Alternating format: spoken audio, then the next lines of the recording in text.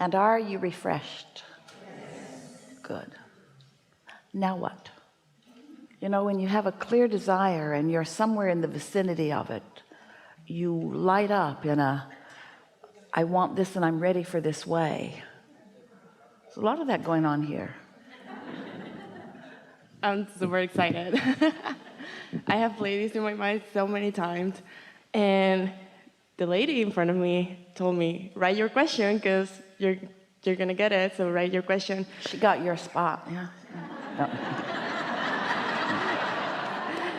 But I didn't, because of course I didn't, because I thought like, I know the question is just gonna come to me. It's just gonna be there, and I think about it, and the question is gonna come to me. Uh-oh. It's not coming. Well, what was the whole point of this? Of coming here? Coming to this chair? I am so grateful that I met you. Like, obviously, you changed my life because you articulated everything that I couldn't articulate. Things you already knew. Yes. Right. And gave me so much like light and stuff. And I went into this whole thing of like doing channeling readings and all that. And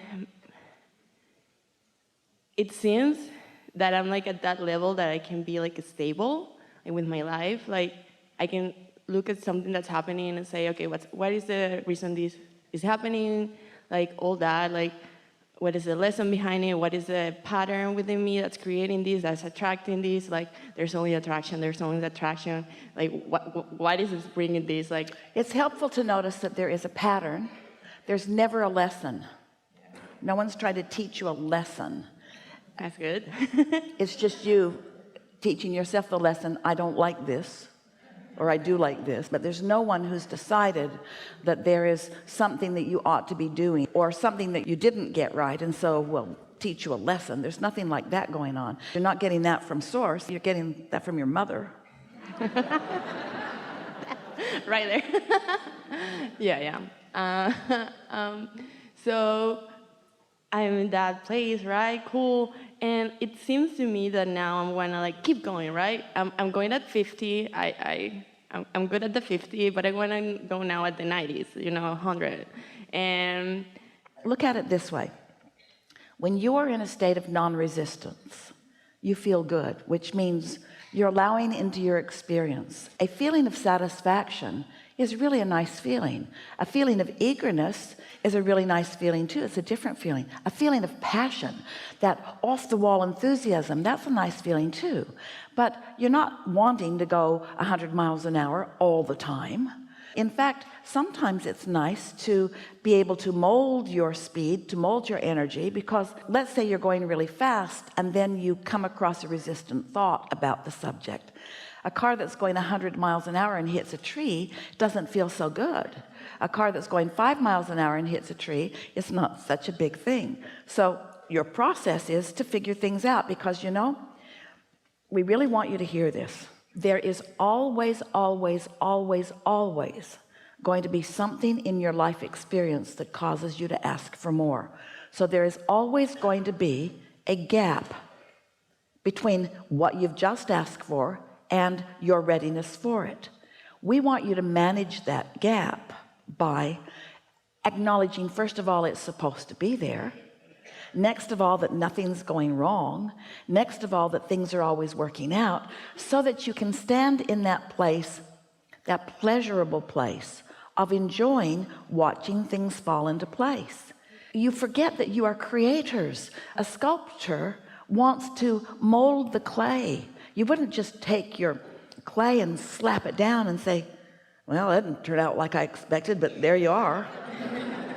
You want to spend time with it, and that's the way life is with you. You have a new experience which gives you a new request, and that new request now has given your vortex a new segment. The new request that you just threw in affected everything else that was already there, and now everything is finding cooperation with everything else. Do you see what we're getting at? It's just a constant state of evolution and becoming. And so you don't need to be eager to get somewhere. What we want you to be is satisfied where you are, because if you will focus on being satisfied with what is, The eagerness for more will come naturally. It will come so easily, and you won't have those highs and lows, that roller coaster life that so many people have when they want something and then they get it and then they go into depression because they're not ready for the next and the next. Does that make sense to you? Yes. What happens to me is that I want something and I get it and I get bored. And then I want something else. But this is why we were emphasizing earlier. You want it for the feeling of it. And once you calibrate to that feeling of why you want it, now there's just another and another and another. That's the distinction we were making with our friend earlier, that when you're looking for a specific goal, then what you just described can happen. You want it, you're looking forward to this trip, you plan for it, you go on the trip, and now it's over and now you're in a funk. That's the difference between what we were talking about the subject being the trip and the subject being the happily ever after life that I'm living. Because you're always on a trip. You're always around a lot of people. There is always so much potential for collaboration and consideration and rendezvousing. You see what we're getting at? Yes, totally. So that will sort of steady that, because if you have those feelings of exhilaration and then that feeling of being bored, that's not that steady state of allowing that we're talking about. And it also indicates that there's a little bit of conditional response. In other words, the trip or whatever it is you created was your reason for happiness, and now you need something else to replace it. Where if you let your intention be to focus upon finding that feeling and not needing the condition to support it. Most people live a very conditional love. They don't love just because it's natural to love. They love because there's somebody to love and somebody that's loving them back. And it feels good when somebody holds you as their object of attention and they're loving you. Oh, it feels so good. But now you need their undivided attention.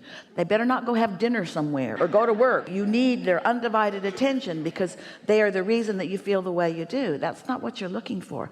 You're wanting to connect with who you are so that where you are looking feels good to you all the time. And then there isn't the high and the low and the high and the low. It's just that steady feeling of well-being that is constantly expressing itself in another way and in another way and in another way.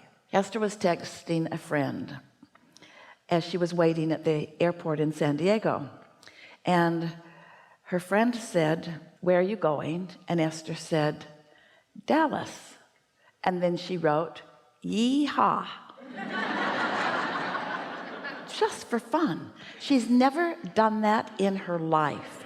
She doesn't even know what came over her. It's not something that she has ever said. It just happened. So now it was a direct flight, and the plane landed. It was Southwest. Plane landed, and a very funny, Esther had been enjoying him the whole flight attendant who was making the majority of the announcement said, "Welcome to Dallas.